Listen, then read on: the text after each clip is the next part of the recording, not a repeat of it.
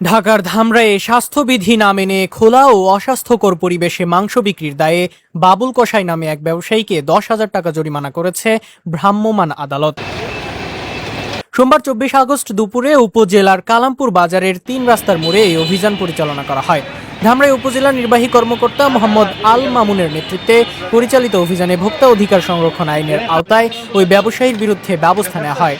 ভ্রাম্যমাণ আদালত সূত্রে জানা যায়, কালামপুর বাজারের 3 রাস্তার মোড়ে দীর্ঘদিন ধরেই স্বাস্থ্যবিধি উপেক্ষা করে খোলা জায়গায় মাংস বিক্রি করে আসছিলেন বাবুল কসাই। এতে মাংস ধুলাবালি, ময়লা ও মাছির সংস্পর্শে আসার পাশাপাশি বিভিন্ন ধরনের জীবাণু দ্বারা দূষিত হওয়ার আশঙ্কা তৈরি হচ্ছিল। আপনি কি গার্মেন্টস সেক্টরে দক্ষতা অর্জন করে নিজের ভবিষ্যৎ গড়তে চান? তাহলে আপনার জন্য রয়েছে Rana garments and training centre.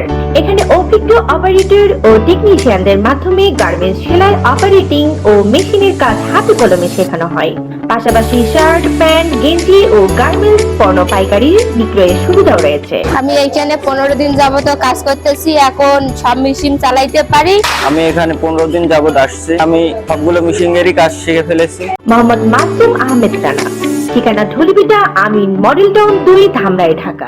অভিযানের সময় বিষয়টি নজরে আসার পর তাকে 10,000 টাকা জরিমানা করা হয়। স্থানীয়রা জানান, বাজারটিতে নিয়মিতই মাংস বিক্রি হলেও অনেক ব্যবসায়ী স্বাস্থ্যবিধি ও পরিচ্ছন্নতার বিষয়ে যথেষ্ট সচেতন নন। খোলা অবস্থায় মাংস ঝুলিয়ে রাখায় ধুলোবালি ও মাছির সংস্পর্শে এসে এসব মাংস ভোক্তাদের জন্য স্বাস্থ্য ঝুঁকি তৈরি করছে। উপজেলা নির্বাহী কর্মকর্তা ও ভ্রাম্যমাণ আদালতের নির্বাহী ম্যাজিস্ট্রেট মোহাম্মদ আল মামুন বলেন, জনস্বাস্থ্যের বিষয়টি গুরুত্ব দিয়ে মাংস বিক্রির প্রয়োজনীয় স্বাস্থ্যবিধি নিশ্চিত করতে অভিযান চালানো হয়েছে। ব্যবসায়ীদের পরিচ্ছন্ন পরিবেশে মাংস বিক্রি এবং ভোক্তাদের নিরাপদ খাদ্য নিশ্চিত করার বিষয়ে সতর্ক করা হয়েছে। জনস্বার্থে এ ধরনের অভিযান অব্যাহত থাকবে।